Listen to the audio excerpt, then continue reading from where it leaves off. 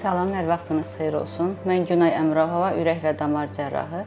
Bugün mən sizə ürək əməliyyatından sonraki reabilitasiya və həyat tərzində hansı dəyişikliklər olmalıdır, bu barədə məlumat verəcəm.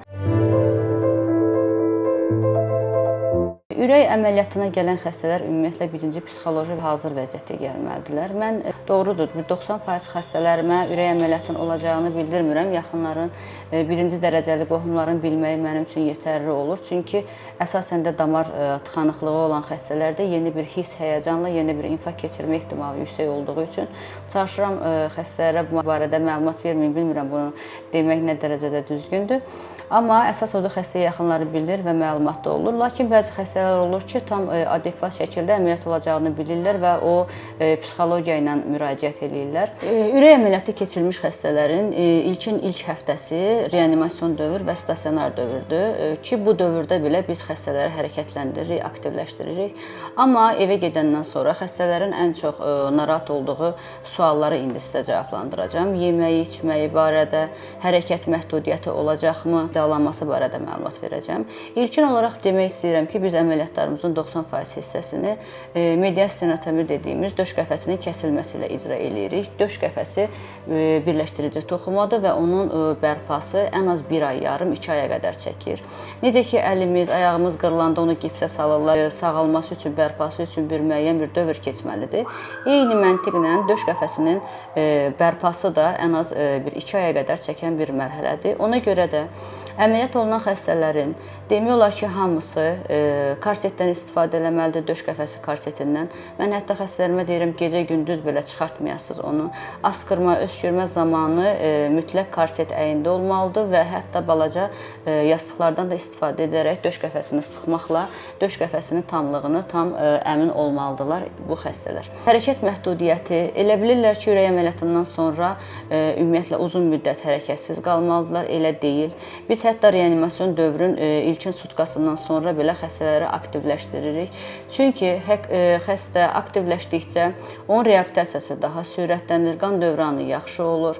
Hərəkət elədikcə bağırsaq peristaltikası da artdığından defekasiya aktı normallaşır, beyin qan dövranı düzəlir. İkinci məsələ qidalanma məsələsidir. Ümumiyyətlə ciddi bir pəhriz eləmirik, lakin xəstələrimiz ürək damar xəstəlikləri ilə müraciət ediblərsə, adətən ya şəkər xəstəsi olurlar, ya yüksək hipertenziyalı, təzyiqi yüksək olan xəstələr olur. Ona görə də bunlarda nisbətən biraz pəhrizə diqqət eləməlidirlər. Pəhriz dediyim, yəni 1 ay, 2 ay müddətində deyil, bir ömür demək olar ki, sağlam qidaya keçməlidir bu xəstələr. Duzdan çox istifadə eləməməlidir, bitki yağlarından, quru yağlardan istifadə eləməlidirlər. Heyvani mənşəli bəş yağlardan istifadə eləməsələr daha məsləhətlidir. Əməliyyatdan sonraki dövrdə qidalanma vərdişlərində də bir dəyişiklik olmalıdır. Yəni əməliyyatdan öncəki qida vərdişləri ilə yeni həyata başlaya bilmərik. Niyə? Mən bunu xəstələrimə çox misal çəkirəm. Yəni adətən xəstələrimiz 50 yaş üstü xəstələr olur. Düzdür, son dövrdə bu xəstəlik cavanlaşıb, lakin çoxu 50 yaş üzərində olur. Yəni Allah Taala gözəl bir arter yaratmışdır. 3 qatdan ibarət olan möhkəm divara malik, yəni təzyiqə davamlı bir damar yaratmışdır. Biz yedik, içdik, üzərindən hələşlər, siqaret də çəkdi, bu damarı tıxadıq.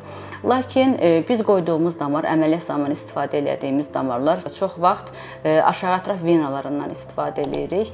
Bu venalar ömründə təzyiq görməyib, eyni yağa, piyə məruz qalmayıblar.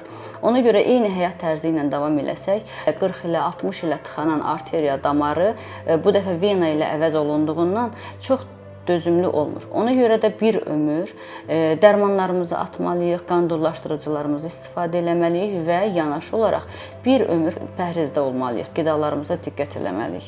Digər bir məsələ də dərman rejimi və tibbi nəzarətdir ki, yəni xəstələr bəzən yazdığımız dərmanları bir kursluq müalicə kimi başa düşürlər. Bir aydan sonra demədən, məlumat vermədən dayandırırlar.